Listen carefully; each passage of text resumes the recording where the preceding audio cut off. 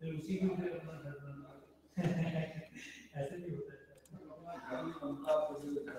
students, today in our lecture 26 we are going to discuss about the sport vector machines पे हमारा discussion है आज। इससे पहले हम लोग जो है वो लीनियर मॉडल को डिस्कस कर चुके हैं। Linear models that is define the Cartesian boundaries between the to और द मल्टीपल क्लासेस के दरमियान जो है वो एक लीनियर बाउंड्री डिफाइन करता है। अच्छा, इसके बाद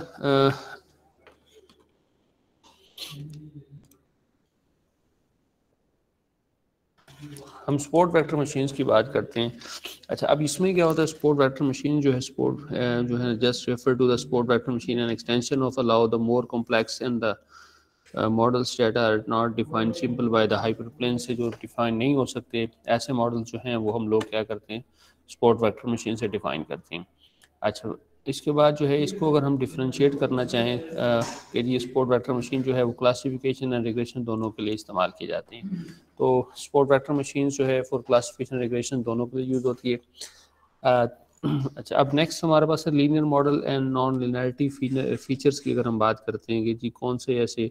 प्रॉब्लम्स हैं जहाँ पर हमें लीनियर मॉडल्स क्या देते हैं, डिफ़िकल्टीज है, और वहाँ पे हमें नॉन लिनियरिटी फीचर्स की ज़रूरत होती है ताकि हम प्रॉपरली डिफ्रेंशिएट कर सकें। तो हम यहाँ एग्जांपल्स जो है वो प्रेजेंट करेंगे।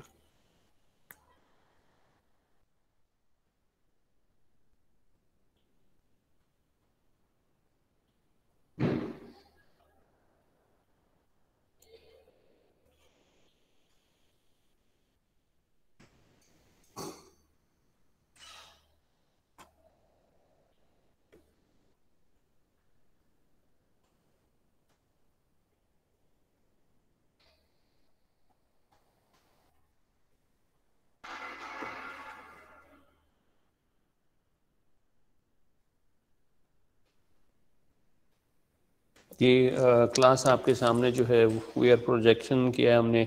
दो क्लासेस का हमारे पास डाटा है, बट दे आर जो है डिस्ट्रीब्यूटेड हैं। एक क्लस्टर जो है उसका हमारे पास यहाँ पर उसका क्लास का जो है एग्जिस्ट करता है, जबकि दूसरा सेम क्लास क्लस्टर यहाँ है, और वो क्लास पी का क्लस्टर यहाँ है, और एक पी का क्लस्टर यहाँ है।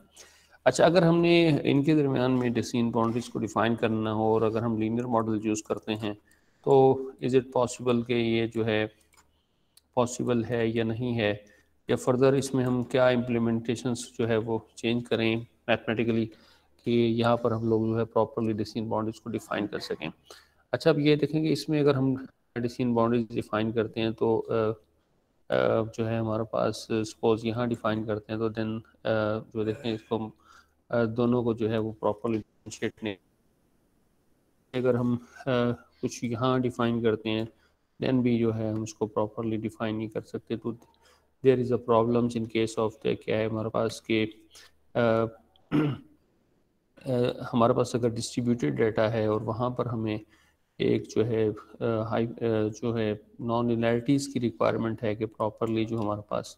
या तो वो बाउंड्रीज कुछ यूँ डिफाइन हो,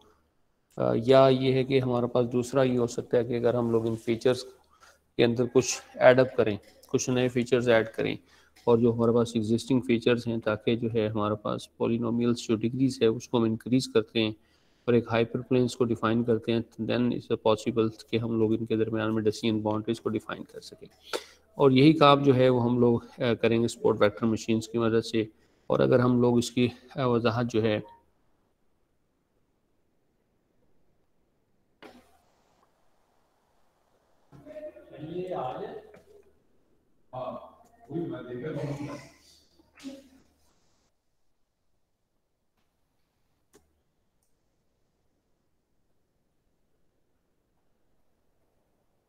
जी, अच्छा ये देखें यहाँ पर प्रॉब्लम था कि जी हम लोग उसको प्रॉपरली डिफाइन नहीं कर सकते। तो हमारे पास क्या linear model for classification can only separate the point using a line. तो लिहाजा ये क्योंकि लाइन ही से सेपरेट करते हैं and will not be able to do a very good job on the data sets. जो जिस तरह का डाटा सेट, अगर इस तरह का डाटा सेट है इन द बाइनरी क्लासिफिकेशन है, लेकिन डाटा सेट की डिस्ट्रीब्यूशन जो है वो हर क्लास के हैं, दो हमारे पास क्लस्टर्स एग्जिस्ट करते हैं, उनके दरमियान में कुछ एक लाइन से इन्हें डिफ्रेंशिएट करना मुमकिन नहीं है। तो लिहाजा हम क्या इसमें कर सकते हैं कि जी हम लोग कुछ जो है वो इसमें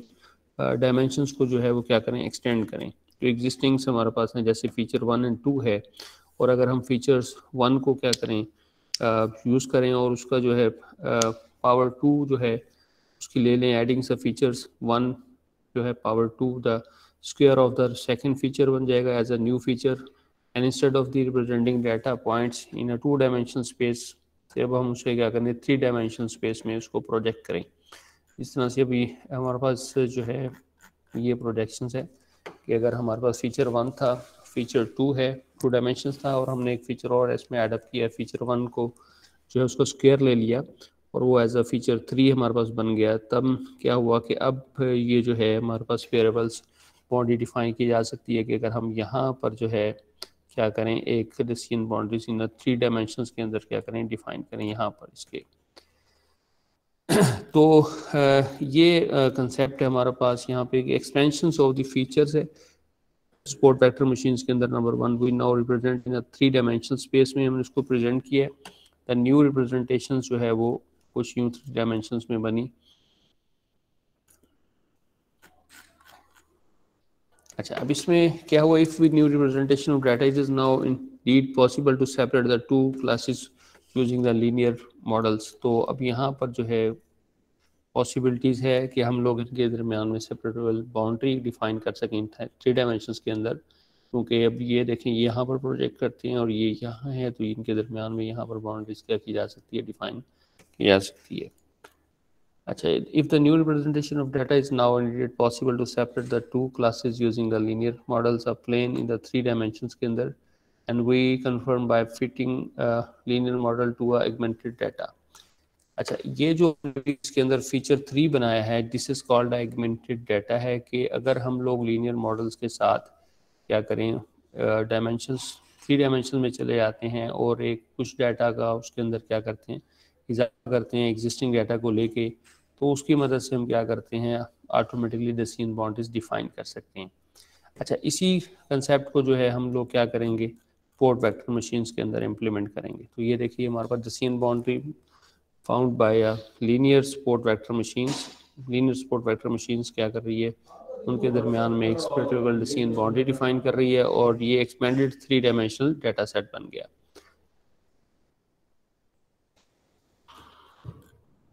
अच्छा, अब अगर इसको हम 2 डायमेंशंस में भी देखें तो हमारे पास जो है decision boundaries from the function of the original 2 features की बेस पे हमारे पास यूं 2 जो है, अगर हम इसको 2D में देखते हैं तो एक्चुअली ये 2 डिसीजन बाउंड्रीज हैं हमारे पास बिटवीन दिस डाटा सेट्स के अंदर। तो अच्छा, ये तो एक्चुअल आइडिया बिल्डअप किया हमने कि किस तरह से हम लोग ऐसा डाटा सेट जो लीनियर मॉडल से क्या हो, सेपरेटेबल ना हो, उनमें तो डिफ्रेंशिएट ना हो सकता हो, उनके दरमियान में डिसीजन बाउंड्रीज डिफाइन ना हो सकती हो, तो हम क्या कर सकते हैं, हम एग्जिस्टिंग डाटा यानी एगमेंटेड डाटा का इस्तेमाल करके एग्जिस्टिंग फीचर्स को ले लें और उसे हम लोग हो सकता है n डिग्री तक जो है पॉलिनोमियल डिफाइन कर दें और फिर उनके दरमियान में क्या कर सकें, एक डिसीजन बाउंड्री बनाएं। तो ये लीनियर मॉडल क्या कर सकता है, उसे सेपरेटेबल कर सकता है और फिर ये इस मॉडल को हम क्या कहेंगे, सपोर्ट वेक्टर मशीन्स का नाम देते हैं। और अब हम लोग इसके अंदर कुछ कंसेप्ट को डिस्कशन स्टार्ट करते हैं कि ये जो हमने अभी डिस्कशंस की है कि जी नॉन लिनियरिटीज को इम्प्लीमेंट किया है बाय यूजिंग हमारे पास लीनियर जो मॉडल था, यानी तो ये जो नॉन लिनियरिटीज फीचर्स हमने एडअप किया है ये किस तरह से किया है और इसका जो किस तरह से कौन कौन से पैरामीटर से हम इसको कंट्रोल करेंगे। यहाँ पर जो है वो रेडियल्स कर्नल्स का कंसेप्ट है, कर्नल ट्रिक क्या होगा और इनके दरमियान जो एक एवरेजिंग बाउंड्रिंग हम डिफाइन करना चाहते हैं पॉइंट्स के दरमियान, वो किस तरह से बनाएंगे। तो कर्नल ट्रिक्स क्या है जी, हमें lesson here is the headings non linearity features के हम लोग जो है अपने डाटा के अंदर कुछ एडअप करेंगे नॉन लिनियरिटी फीचर्स को to represent and over data can make the linear model such as the more powerful है। अच्छा, अब उससे पहले जो था हमारे पास पॉलिनोमियल डिग्री जो थी वो सपोज 1 है, तो अब इसमें जो हमारे पास पॉलिनोमियल डिग्री था वो क्या हो चुका था, 2 था, क्योंकि हमने फीचर 1 को जो है स्क्वायर लिया उसका। तो however often we don't know which features to add अब हमें ये भी अंदाज़ा नहीं होता कि कौन से फीचर्स को हम लें तो ये जो बाउंड्री है वो प्रॉपरली सही से डिफाइन कर पाएंगे। एंड एडिंग मैनी फीचर्स, तो कितने फीचर्स को एडअप करना है, यानी अगर हो सकता है कि उसमें जो है 100 डायमेंशंस फीचर्स स्पेस हो तो might make the computation very expensive, तो वहाँ पर जो है वो कंप्यूटेशंस क्या हो जाएगी, एक्सपेंसिव हो जाएगी। अच्छा, इसमें जो मैथमेटिकल ट्रिक है, that allows us to learn the classifier in the higher dimension space without the actually computing a new. तो इसमें एक मैथमेटिकल ट्रिक है, वो ये है कि वी हैव टू कैलकुलेट, हम जो उनके दरमियान में जो बाउंड्री डिफाइन करते हैं वो हम चाह रहे हैं कि वो एवरेजिंग हो, और एवरेजिंग करने के लिए we are requiring certain points हमें चाहिए जहाँ से हम मेजर कर सकें कि वो जो हमारे पास बाउंड्री डिफाइन हो रही है, सपोज जो है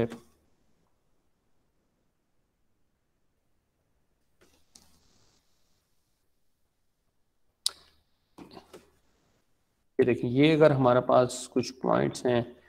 यहाँ एग्जिस्ट कर रहे हैं, और जो कुछ पॉइंट्स जो हैं हमारे पास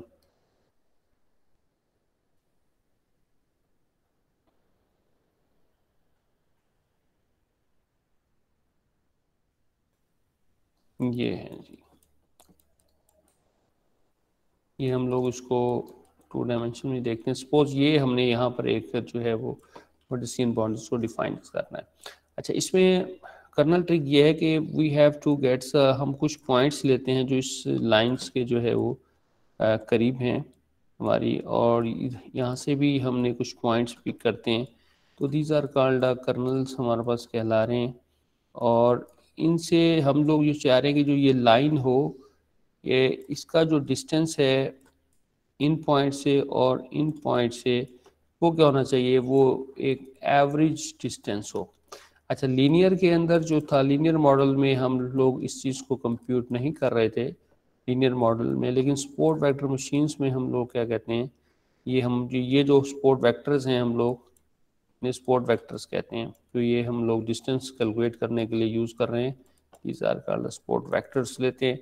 और हम चाहते हैं कि इनका जो डिस्टेंस है इस लाइन से, कि ये लाइन हो सकता है एक लाइन यहाँ ड्रा हो रही है, एक लाइन यहाँ ड्रा हो रही हो, लेकिन हम we are pick of one of the decision boundaries, उसमें से वो पिक करेंगे this is the average between the support vectors के, वो इनके दरमियान जो है, इन कर्नल्स के दरमियान जो स्पेसिंग क्या हो, वो एवरेज स्पेसिंग से लाइन होनी चाहिए। ये कंसेप्ट है। अच्छा, तो actually computing the new possible very large presentation है, तो लिहाजा कर्नल ट्रिक्स यूज़ करेंगे। और कर्नल ट्रिक्स क्या चीज़ है, it works by directly computing the distance more precisely the scalar product of the data points for the expanded features representation से है without ever actually computing the expansions. अच्छा, अब इसके लिए जो है हमारे पास दो तरीक़ेकार हैं कि there are two ways to map your data into the high dimension space में ले जाने के लिए। देयर आर कॉमनली यूज होते हैं स्पोर्ट वेक्टर मशीन्स के अंदर। एक है कि polynomial kernel which computes all possible polynomial up to the certain degree of the original features, है कि वो तमाम पॉसिबल जो है वो पॉलिनोमियल की डिग्रीज को क्या करता है, वो कंप्यूट करता है, और ओरिजिनल फीचर से, जैसे फीचर 1 हमने स्क्वायर लिया, उसका फीचर 2 का आप 5 डिग्री तक आप जो है उसको पावर इस एक्सपेंशन ले सकते हैं। एंड दूसरी बात जो है वो है रेडियल बेस्ड फंक्शंस है कर्नल। अच्छा, रेडियल कर्नल में ये होता है कि नॉन एज द गेजियन कर्नल भी कहलाते हैं, कि इसमें हम एक पर्टिकुलर जो है रेडियस के अंदर जो मौजूद हैं पॉइंट्स, उनको हम लोग कंसीडर करते हैं, और उससे जो है वो एज अ जो है डिस्टेंस मेजरिंग के लिए हम यूज़ करते हैं डिस्टेंस बाउंड्रीज की। तो Gaussian kernel is a bit harder to explain है, as it is corresponding to infinite dimension feature space हो सकती है। अच्छा, अब इसको गेजियंस फिश जो कर्नल है, इसको किस तरह से एक्सप्लेन किया जा सकता है, it consider all possible polynomial of the all degrees, तो लिहाजा ये तमाम पॉसिबल जो है वो पॉलिनोमियल्स ऑफ ऑल डिग्रीज को कंसिडर करता है, but important the feature of decrease the for the higher degrees, और फिर ये ग्रेजुअली इसको कम करके देखता है, और जहाँ पर वो जो हमारी डिसीजन बाउंड्री सूटेबल बनती है, वहीं तक जो वो पॉलिनोमियल्स डिग्रीज को क्या करता है, सिलेक्ट करता है। अच्छा, इन प्रैक्टिस मैथमेटिकल डिटेल जो है behind kernel support vector machines are not the important है, लेकिन हम लोग मैथमेटिकल जो है ना कैलकुलेशंस की बात नहीं करते, लेकिन इस कंसेप्ट को ज़रा हम समझते हैं, प्रैक्टिकली करके और उसके साथ जो हमारे पास पैरामीटर हैं, यहाँ पर दो पैरामीटर होते हैं, एक सी पैरामीटर है जो कि हमारे पास journal representation of the line decimal boundaries देता है, और दूसरा गैमा है। गैमा हमारे पास जो कंट्रोल करता है वो गेजियंस कर्नल्स जो हैं उनको कंट्रोल करता है कि उसके रेडियल्स के अंदर जो पॉइंट्स हैं वो कितने आएंगे। तो इसको हम बाकायदा प्रैक्टिकल एग्जांपल से देखते हैं अंडरस्टैंडिंग स्पोर्ट ट्रैक्टर मशीन्स के लिए। अच्छा, इसमें देखें, during training the support vector machine learns how important each training data point is to representing the decision boundary between the two classes है। अच्छा, अब इसमें typically only the subset of the training points matter the defining the seen boundaries है, तो लिहाजा इसमें से सिर्फ सबसेट हमें चाहिए होता है जो हमारे लाइंस के क्या होगा, करीब है, जिससे हम मैयर करते हैं उसकी एवरेजिंग के डेसिमल बाउंड्रीज इन पॉइंट से क्या होनी चाहिए, एक एवरेज दर्जा तक रखनी चाहिए। अच्छा, this is called the sport vectors, उन्हें हम स्पोर्ट वेक्टर्स कहते हैं। जो अभी हमने यहाँ डिस्कस किया है, ये जो पॉइंट्स हैं जो हमें सबसेट ऑफ दी जो है हमारा सैंपल साइज से लिए, और ये हमारे these are the called support vectors कहलाते हैं, और ये डेसिमल बाउंड्रीज को डिफाइन करने में हमारी क्या करते हैं, हेल्प करते हैं। अच्छा, अब इसमें जो इस रेडियल्स के अंदर जो भी पॉइंट्स हम कंसीडर कर रहे हैं वो हम लोग गेजियंस कर्नल्स की मदद से क्या करते हैं, सेलेक्ट करते हैं, और इसकी डिटर्मिनेशंस बाय वन पैरामीटर है जिसका नाम जो है वो है गैमा। अभी हम देखेंगे, गैमा को सेट करके देखेंगे और देखेंगे कि हमारी जो उसके पॉइंट्स के जो रेडियल्स के अंदर उस रेडियस में जो पॉइंट्स आ रहे हैं वो हम क्या करेंगे, इस लाइंस की एवरेजिंग के लिए उसको कंसीडर करेंगे। To make a prediction for the new points, the distance to each of the support vector is measured. New points के लिए जब हम प्रिडिक्शन करवाएंगे तो हम डिस्टेंस मेजर करेंगे सपोर्ट वेक्टर से classification decision made based on the distance to the support vectors and the important of the support vector was learn during the जो है ट्रेनिंग में हम उसको लर्न करेंगे। और ये जो डिस्टेंस है वो हमारा, जिस तरह से लीनियर में आपने देखा था कि हमारे कोफिशिएंट्स पैरामीटर में स्टोर है, यहाँ पर एक ड्यूअल्स कोफिशिएंट्स एट्रीब्यूट होता है सपोर्ट वेक्टर जो है क्लासीफायर्स का, उससे आप देख सकते हैं कि जो इसने डिस्टेंस उन पॉइंट से कैलकुलेट करके स्टोर किया हुआ है वो कोफिशिएंट्स की वैल्यूज़ क्या है, ये भी हम देख सकते हैं, ये भी हम अपने प्रैक्टिकल में देखेंगे। तो लिहाजा distance between the data points is measure by the Gaussians kernel, और ये गेजियंस कर्नल की मदद से क्या किया जाता है, मेजर किया जाता है। और यहाँ पर जो है गेजियंस जो हमारे पास कर्नल है वो जो है किस तरह से वर्क आउट करता है ये भी हम देखते हैं। तो देखिए x1 and x2 are the data points and suppose, तो हमने उसके नॉर्म्स जो है उसका यूक्लिडियंस डिस्टेंस को जो है कैलकुलेट किया है, और gamma is the parameter that control the width of the Gaussians kernels, और जो गेजियंस कर्नल की विड्थ है वो कैलकुलेट करता है हमारे पास गैमा। गैमा जो है, सपोज अगर आप गैमा कम रखेंगे तो आपके पास सपोज एक पॉइंट है, तो लिहाजा यूक्लिडियन जो डिस्टेंस होगा बिटवीन न्यू पॉइंट्स एंड आपके डेड पॉइंट के दरमियान जो है वो आप कैलकुलेट करेंगे इसकी मदद से। और अगर आप 2 एंड मोर लेते हैं तो देन एवरेजिंग होगा, उसके उस रेडियस के अंदर आने वाले जितने पॉइंट्स होंगे उनसे आप सबका जो है वो डिस्टेंस क्या लेंगे, एवरेज डिस्टेंस कैलकुलेट करेंगे। अच्छा, अब ये थोड़ा सा थ्योरेटिकल है, अब इसको हम ज़रा प्रैक्टिकल देखते हैं तो बड़ा थोड़ा सा आसान है। तो यहाँ पर अगर आप ये देखें, ये हमारा पास सपोज एक हमने फीचर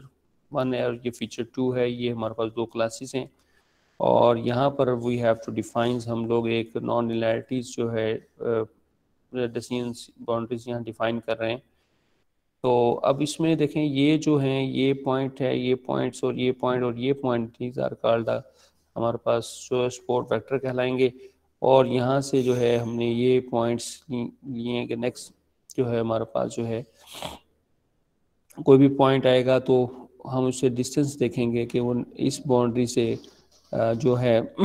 उसका डिस्टेंस जो है वो किस करीब किसके करीब है, क्लास 1 के है या क्लास 2 के है। तो लिहाजा ये जो बाउंड्री है इस वक्त जो लीनियर बाउंड्री नहीं है, नॉन लीनियर बाउंड्री डिफाइन हुई है, तो लिहाजा यहाँ पर इसका डिस्टेंस कैलकुलेट हुआ, इसका इस पॉइंट से इस पॉइंट से, और बाकी पॉइंट्स इसमें पार्टिसिपेट नहीं कर रहे। तो ये हमारे पास कर्नल रेडियल्स में के अंदर जो है वो ये पॉइंट्स आ रहे हैं जो हमारे कर्नल स्पोर्ट वेक्टर के अंदर क्या करेंगे, एवरेजिंग लाइन को डिफाइन करने में मददगार रहेंगे। तो अब इसमें देखें जी, show the result of the training support vector machine on a two-dimensional two classes data set. The decision boundaries shown in the black and support vector machine are the larger points with the white outline है. तो decision boundaries जो है वो black line से draw हो रही है, और हमारे पास वो points जो हमारे support vectors हैं वो हमारे पास क्या हैं, उनकी बाउंड्रीज जो है वो ग्रे स्केल की नज़र आ रही है, और ये रेड में जो है ब्लैक नज़र आ रही है. द फॉलोइंग कोड इम्प्लीमेंटेशंस के बाद जो है, in this case the support vector machine yields a very smooth and non linear जो है, नॉट अ स्ट्रेट लाइन नहीं है, बाउंड्री डिफाइन करती है, स्मूथ और नॉन लीनियर. इट डिटरमाइंस इसके, अच्छा इसके बाद जो है हमारे पास इसमें जो है we adjust the two parameters here, the C parameters and the gamma parameters. यहाँ हम दो पैरामीटर सेट करते हैं, सी और गैमा पैरामीटर्स. अच्छा, अब इसको tuning the support vector machine very important है. यहाँ जो गैमा और सी पैरामीटर्स हैं वेरी इंपॉर्टेंट हैं. तो ये हैं क्या और ये वर्कआउट क्या करते हैं, तो इसको एक्सपेरिमेंट से ज़रा देखते हैं. The gamma parameter is the one shown in the formula given the previous section, जो भी है, which control the width of the Gaussian जो है कर्नल. अब ये अब बात इंपॉर्टेंट है. अब यहाँ से अब आपको समझ अंडरस्टैंडिंग बेटर करें कि जो हमारे पास गैमा पैरामीटर होगा वो हमारी गॉसियंस जो कर्नल्स है उसकी जो विड्थ है, तो उसके रेडियल कितना होगा, उसमें कितने पॉइंट्स आएंगे, ये कंट्रोल करता है. And it determines the scale of what it means for the point to be close together, कि वो कितने पॉइंट्स जो हैं उस क्लोज टुगेदर उसको कंसिडर करेगा. The C parameter is a regularization parameter है, जबकि सी जो पैरामीटर है वो रेगुलराइजेशन पैरामीटर है, जनरलाइजेशन की तरफ लेके जाता है. Similar to that use in the linear model, जैसे कि लीनियर मॉडल के अंदर हम लोग इसको यूज़ किया हमने. It limits the importance of the each points, और ये इंपॉर्टेंस देता है हर पॉइंट को, और more precisely that the dual जो है हमारे पास कोफिशिएंट्स की वो वैल्यूज है. तो ये दो पैरामीटर्स हैं. तो ये एक्सपेरिमेंट है जो आज हमने करना है, और यहाँ से अगर हम लोग डिस्कशन स्टार्ट करते हैं, देखें यहाँ पर जो हमारे पास लीनियर है इसमें सी की जो वैल्यूज है इज इक्वल टू 0.100 है और गैमा 0.1000 है. तो यहाँ पर जो हमने डिफाइन किया है, तकरीबन रेडियल्स के अंदर हमारे तमाम पॉइंट्स आ रहे हैं, लिहाजा यहाँ पर क्लोज हमारे पास जो है वो गॉसियंस जो है कर्नल बाउंड्रीज नहीं है, जबकि हमारे पास यहाँ पर जो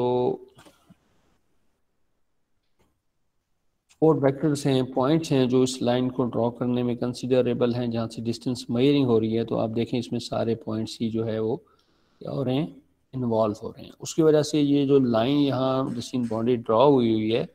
this is the more adjacent to क्या है हमारे पास क्लास 1 ब्लू के साथ जो है वो पॉइंट्स की तरफ ज़्यादा इसका झुकाव है, जबकि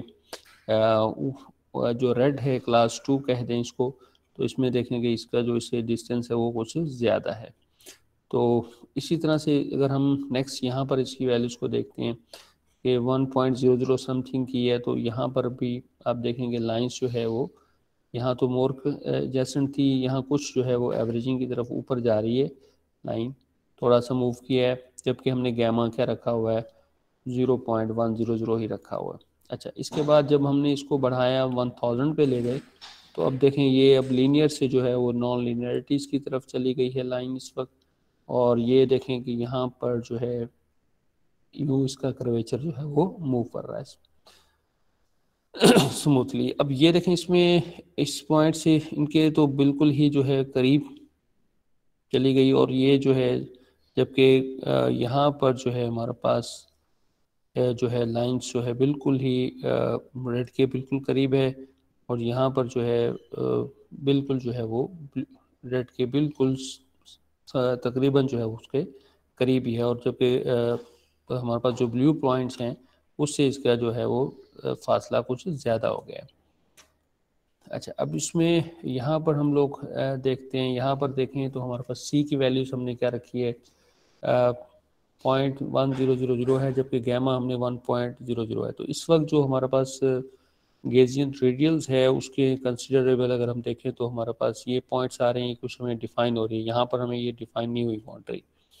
इसी तरह से टेक्स्ट जो है हमने जब इसको बढ़ाया 1.00 गए, तो हमारे पास जो है ये बाउंड्रीज जो डिफाइन हुई लाइंस ये स्मूथ नहीं है इतनी ज़्यादा, लेकिन ये यहाँ से जो है इसमें कर्व है और यहाँ इसके बाद यहाँ पर कर्व डिफाइन हुआ है, तो ये थोड़ी सी अनस्टेबल्स है।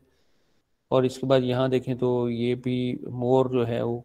रेड ही के करीब जा रही है, यहाँ पर तो ओवरलैप कर चुकी है इन पॉइंट्स को। तो हम जबकि ये लाइन चाह रहे थे कि इन दोनों के जो है वो बिल्कुल ये इस तरह से एवरेजिंग हो, यहाँ जो पॉइंट्स है यहाँ पर भी ये क्या हो, एवरेज होनी चाहिए। तो यहाँ पर लिहाजा इससे लग रहा है कि जी हमारे पैरामीटर्स वेरी इंपॉर्टेंट है कि सी और गैमा को जब हम यूज़ कर रहे हों तो ऑब्वियसली हमारा जो यहाँ पर फोकस है, जो गोल है वो ये है कि ये जो लाइन है वो यहाँ पर जो है वो प्रॉपरली जो है वो एक एवरेजिंग लाइन के तौर पर हमें बाउंड्री डिफाइन हो। तो यहाँ अगर आप देखें तो यहाँ कुछ बेहतर है, यहाँ पर जो ये लाइन है यहाँ पर देखें उसके ऊपर सुपर इम्पोज हो रही थी क्लास रेड के ऊपर, जबकि यहाँ से थोड़ा सा डिस्टेंस बेहतर हुआ। इसको हम बेहतर मजीद कर सकते हैं कि अगर हम सी की वैल्यूज़ को कुछ थोड़ा सा मजीद और बढ़ाएं। अच्छा, ये इसके बाद जो है यहाँ पर अगर आप देखें तो ये हमारे पास जो जब हम गैमा की वैल्यूज़ को बढ़ाते हैं तो कर्नल्स जो हमारे है रेडियल उसके अंदर जो है वो बाउंड्रीज मोर क्लोज हो गई, यहाँ पर डिफाइन हुई है, यहाँ पर डिफाइन हुई है। ओबियसली जो है गैमा जो है वो कंसिडर जो बाउंड्री के लिए जो पॉइंट्स हैं वो बहुत क्लोज बाउंड्रीज डिफाइन हो रही है। इसी तरह से यहाँ देखें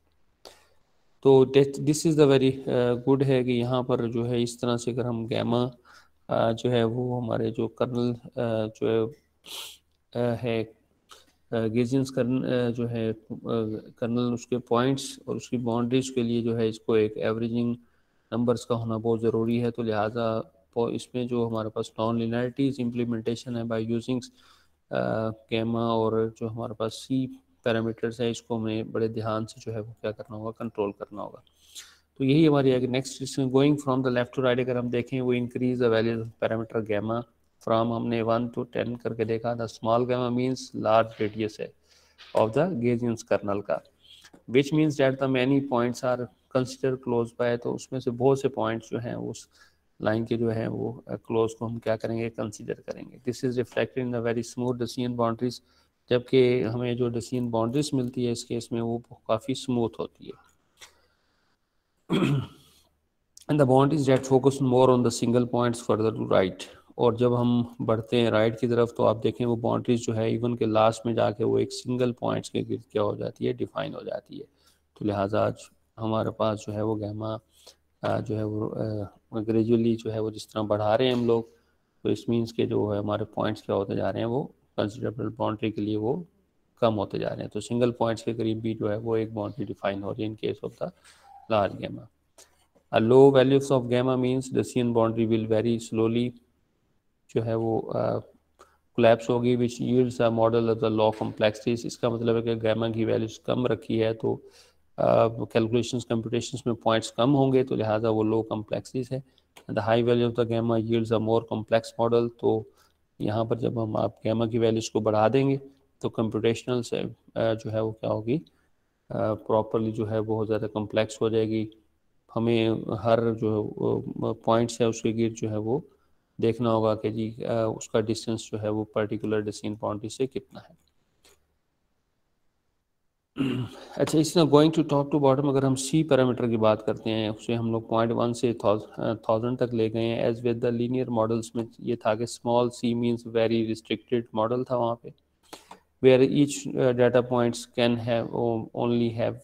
वेरी लिमिटेड इन्फ्लुएंस रखता था उस केस के अंदर। एंड यू की see that the top left decision boundaries case में देखें लुक नियरली लीनियर है, आपको दिखाई दे रही है। यहाँ पर अगर हम देखें ये तो ये तकरीबन वही लीनियर मॉडल्स की तरह बिहेवियर है यहाँ पर डेसियन बाउंड्रीज का। And you can see the top left from the decision boundaries close near to linear है with the misclassified points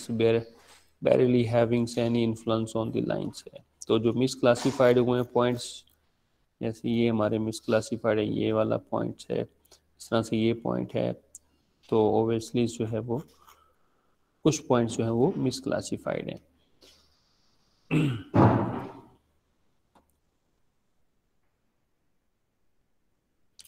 अच्छा, इंक्रीजिंग सी से क्या हुआ, as shown on the bottom right पे देखते हैं, allows the these points to have a strong influence of the models. तो लिहाजा अब वो जो पॉइंट्स हैं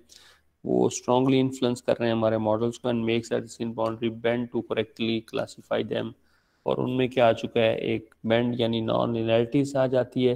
जैसे जैसे हम सी की वैल्यूज को बढ़ाते हैं, और वो जो है डिसीजन बाउंड्रीज क्या होती जाती है, एग्जैक्टली स्मूथ और प्रॉपरली डिफ्रेंशिएट करने वाली जो है बन जाती है। यहाँ पर देखें, यहाँ पर जो है हमने सी की वैल्यूज को 0.1 था, 1.0 है, तो ये, और जब हमने इसको 1000 पे ले गए तो देन आपने देखा कि इसे मोर कर्वेचर फॉर्म में आ चुकी है, और प्रॉपरली जो है उनके दरमियान में एक स्मूथ लाइन जो है वो डिफाइन कर रही है बाउंड्री। तो ये दिस इज़ द बिहेवियर के, ये जो हमारे पास बिहेवियर है, बैंड का बिहेवियर आप देख रहे हैं मूव हो रही है, this is because of the parameter C की वजह से है। अच्छा, लेट अप्लाई, अब यही अगर हम लोग ब्रेस्ट कैंसर डाटा सेट पे अप्लाई करते हैं तो सी इज इक्वल टू 1 रखते हैं और gamma 1 over the N features करके देखते हैं तो किस तरह से उसका बिहेवियर है। तो ये हमारे पास कैंसर डाटा सेट है, उसी को हम लेते हैं कैंसर टारगेट्स रैंडम, और स्पोर्ट वेक्टर का जो है हमने ऑब्जेक्ट बनाया, इसको उसी डाटा सेट के ऊपर ट्रेनिंग दी, और इसके बाद हमने जब इसकी accuracy on the training set देखी तो 100% थी, जबकि accuracy on the test data set जब देखी तो वो 63% थी, यानी ओवरफिटेड मॉडल था ये। The model is overfitted quite substantially है with the perfect score on the training set and the 63% on the test set है। अच्छा, अब इस ये जो स्पोर्ट वेक्टर मशीन्स है, ये हमारे पास, दिस इज़ वेरी इंपॉर्टेंट बात ये है कि ये हाइपर, इसमें जो पैरामीटर्स जो है वो को सेट करना यहाँ पर वेरी इंपॉर्टेंट है। तो हाइपर पैरामीटर्स जो है ट्यूनिंग यहाँ पर बड़ी इंपॉर्टेंट है, और उसके बाद अगर हम इसको प्रॉपरली ट्रेन कर लेते हैं तो इसका रिजल्ट्स क्या है जी, वो आउटस्टैंडिंग होता है। तो कैगल्स में हम अक्सर देखेंगे कि वहाँ पर जो कंपटीशंस हैं वो स्पोर्ट वेक्टर मशीन ने विन किए हैं, क्योंकि अभी आपने देखा कि डिसीजन बाउंड्रीज जो है, एक तो यहाँ हम लोग नॉन लिनियरिटीज को इम्प्लीमेंट कर लेते हैं, और दूसरा जो हमारा डिसीजन बाउंड्रीज है वो एक एवरेजिंग लेवल में रहता है, because we are using the जो है इसमें स्पोर्ट वेक्टर्स का हम इस्तेमाल करते हैं। तो let us look at the minimum and maximize values of the features को अगर हम देखते हैं यहाँ पर प्लॉट करके, तो ये हमारे पास हैं फीचर इंडेक्सेस और यहाँ पर फीचर मैग्नीट्यूड। तो यहाँ पर हमारे पास फीचर्स की मिनिमम और मैक्सिमम वैल्यूज आ रही है। फीचर्स इंडेक्सिंग जो है हमारे पास 30 फीचर्स हैं, और ये हमारे पास उनके फीचर्स की मैग्नीट्यूड है कि जी वैल्यूज कहाँ तक है।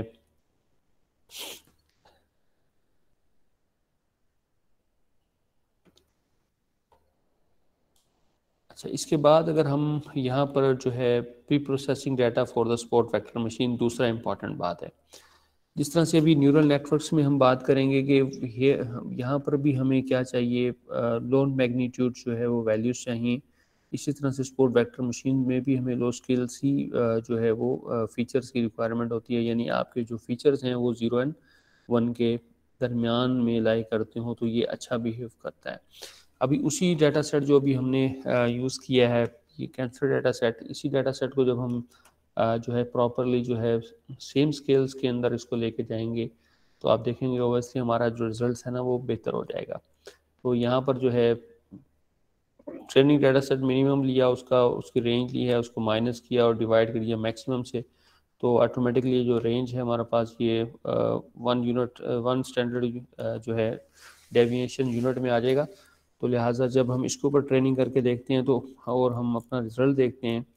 तो हमारा जो रिज़ल्ट है वो ऑटोमेटिकली, अब ये देखें 94% चलाया गया है ट्रेनिंग सेट पे, और 95% जो है वो टेस्ट डाटा सेट पे चला गया। तो ये देखें, ये जो minimum end of the each features और ये maximum of the each feature, यानी जो आपकी वैल्यूज थी, मैग्नीट्यूड था, यहाँ पर आपने उसको क्या किया, स्केल डाउन किया, और उसे जो है वो 0 और 1 की रेंज के अंदर ले आए। यहाँ पर हमने इसको प्रिंट करके भी देख लिया कि जी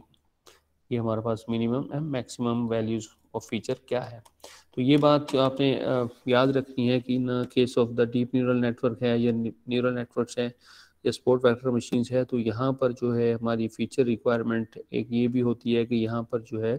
वो जो है स्केल डाउन यानी कम मैग्नीट्यूड की वैल्यूज़ का इस्तेमाल किया जाए, और वो आमतौर पर जो है स्टैंडर्ड डेविएशन यूनिट में उसको यानी 1 रखते हैं, इन बिटवीन 1 0 एंड 1 के दरमियान।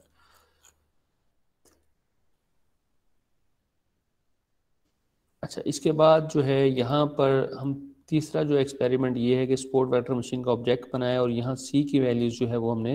1000 कर दी है, और 1000 करने से क्या होगा, उसमें नॉन लिनियरिटीज इम्प्लीमेंटेशन हो जाएगी और ओबियसली जो हमारा रिजल्ट है वो बेटर होगा। तो दोबारा जब हमने रिजल्ट देखा है यहाँ, तो 98% हमारा ट्रेनिंग सेट पे है और 97% जो है वो टेस्ट डाटा पे चला गया। तो here increase C increase to improve the model significantly, resulting हो चुका है 97.2% एक्यूरेसी से। अच्छा, अब इसको थोड़ा सा रिवाइज कर लेते हैं एक दफ़ा कि जी हमने इसमें क्या हमारी डिस्कशंस है। अच्छा, अब स्पोर्ट वेक्टर मशीन्स के अंदर जो है हमने डिस्कस ये किया है कि जी ये एक तो ये है कि ये हमारे पास hyper parameter tuning is very important है यहाँ पर, और दूसरा जो हमारा स्केलिंग है प्री प्रोसेसिंग के अंदर डाटा की, वो हमें जो है ना उसको लो स्केल रखना है, 0 और 1 के दरमियान में हो, ये दूसरी है। और तीसरा फिर ये है कि जी हमने पैरामीटर को एडजस्ट करके देखना है रैंडमली, और देखना है कि ये प्रेफरेबली कहाँ पर अच्छा जो है वो बिहेवियर कर रहा है। अच्छा, तो अब जो है ना इसके जो एडवांटेज एंड डिसएडवांटेजेस को डिस्कस कर लेते हैं स्पोर्ट वेक्टर के, और फिर इस प्रैक्टिकल को हम परफॉर्म करेंगे। इसको समराइज करते हैं जी, स्ट्रेंथ वीकनेस एंड पैरामीटर्स क्या हैं इसके अंदर। Kernelise support vector machines are powerful module है, perform well on the variety of the data set. Support vector machine जो है allows the complex decision boundaries, क्योंकि ये कम्प्लेक्स डिसीजन बाउंड्रीज को अलाउ करती हैं डिफाइन करना, even if the data has only a few features, यहाँ तक कि सिर्फ डाटा में क्या हो फ्यू फीचर्स हो, तो ये ऑटोमेटिकली उसे जो है खुद से उसमें एक्सपेंशंस करके जो है वो नेक्स्ट फीचर्स बिल्डअप करती है, जिसकी बेस पर आप जो है वो नॉन लिनियरिटीज को क्या करते हैं इसमें इम्प्लीमेंट करते हैं। They work well on the low dimensional the high dimensional data, तो लो एंड हाई डायमेंशन दोनों पे ये क्या करता है, अच्छा काम करता है। But don't scale very well with the number of samples. लेकिन आपका जो स्केल जो है उसमें जो आपके सैंपल स्केलिंग है, अगर उसमें वेरिएबल हैं, वो मतलब कि जो आपके फीचर्स हैं उनमें जो मैग्नीट्यूड ऑफ डाटा है वो वेरी कर रहा है, तब ये जो है वो अच्छा बिहेव नहीं करेगा। तो ये बात हमेशा याद रखनी है। तो runnings as a support vector machine on data with up to the 10,000 might जो है ना work well, but working with the data set of size 10,000 और more can become the challenging in term of the run time and the memory range. तो लिहाजा computational, अगर आपके पास data set बहुत बड़ा है तो आपके पास कंप्यूटेशनल रिसोर्सेज का होना बहुत ज़रूरी है अगर आप इम्प्लीमेंट कर रहे हैं स्पोर्ट वेक्टर मशीन्स को। तो another downside of the support vector machines that the very requiring careful preprocessing of data है, और दूसरा जो इम्पोर्टेंट काम है वो careful preprocessing of data है and tuning of the parameters. तो ये तीन चीज़ें इंपॉर्टेंट है। अगर बहुत बड़ा डाटा सेट है तो challenging run time and the memory computational resources number 1, और नंबर 2 क्या है जी, careful preprocessing of data, और उसमें डाटा में यही है कि आपका जो है वो फीचर जो है वो सेम डायमेंशंस में होने चाहिए। And tuning of the parameters, तीसरी बात है कि फिर आप पैरामीटर, यानी यहाँ जो मैंने पैरामीटर डिस्कस किए हैं जो मोस्ट इंपॉर्टेंट है वो सी एंड गैमा है। तो गैमा क्या था, वो गैमा हमारे पास जो था वो गेजिंस कर्नल है, यानी हमारे पास एक रेडियल कर्नल बाउंड्री डिफाइन करता है कि कितने पॉइंट्स जो हैं वो you will be consider during the जो है स्पोर्ट वेक्टर्स डिस्टेंस यानी मेजर करने में आप कंसीडर करेंगे। और दूसरा सी पैरामीटर्स है। सी हमारे पास जो है वो हमारी जो डिसीजन बाउंड्रीज में जो नॉन लिनियरिटी या आप आम जो सिंपल व इंग्लिश में कह लें बैंड्स जो देना है उन पॉइंट्स के दरमियान के हम लोग जो है वो प्रॉपरली डिफ्रेंशिएट कर सकें। तो ये दो पैरामीटर्स हमारे इम्पॉर्टेंट हैं। अच्छा, इसके the important parameters in the kernel support vector machines are the regularization parameter C, the choose of the kernel, and the kernel specific parameters के हैं। although the primary focus in the RBF kernel के अंदर जो है वो क्या है, has only the parameter gamma which will be inverse of the width of the Gaussian kernels के क्या है inverse है width के तो gamma and the C both control the complexities of the models है and the large values is either resulting in the more complex model हो जाएगा अगर आप C और gamma की values को ज़्यादा रखेंगे therefore the good setting for the two parameter are usually strongly correlated तो लिहाजा दोनों की वैल्यूज में आपने कोई ख़ास जो है वो देखना है कि जी आप जो है जिस तरह से भी हमने देखना सी को बढ़ाया फिर गैमा को बढ़ाकर देखा और फिर बिहेवियर्स यानी कैलकुलेट करने के लिए हमने उसकी आउटपुट देखी एक्यूरेसीज के अंदर और एक्यूरेसी से हमें पता चला कि मॉडल कैसा बिहेवियर कर रहा है और फिर वहाँ उसको स्टेप बाय स्टेप जो है उसको क्या करते हैं हम लोग एडजस्ट करते रहते हैं। अच्छा इसके लिए जो है हम लोग सर्च ग्रिड्स इम्प्लीमेंटेशंस भी दे सकते हैं कि हमारा मॉडल जो है वो उसमें सी एन गैमा की कौन सी वैल्यूज जो है वो प्रेफरेबल है तो ये हम लोग आगे चल के मॉडल एवेलुएशंस के अंदर जाकर डिस्कस करेंगे कि जो है हमारे पास के फोल्ड्स जो है वो उसको हम किस तरह से इम्प्लीमेंट करते हैं या हमारे पास ग्रिड सर्च जो होती है जो पैरामीटर्स बेस्ट पैरामीटर्स एक्सप्लोरेशंस के लिए हम यूज़ करते हैं वो किस तरह से करते हैं। तो ये यहाँ तक हमारी आज की लेक्चर्स की डिस्कशंस है। अब हम इसको ज़रा प्रैक्टिकली परफॉर्म कर लेते हैं और मैं आपसे शेयर करूँगा जुपिटर नोटबुक्स का कुछ एक्सपेरिमेंट जो हम इसको इम्प्लीमेंट करते हैं। अब अगर किसी का कोई क्वेश्चन है तो वो पूछ सकते हैं।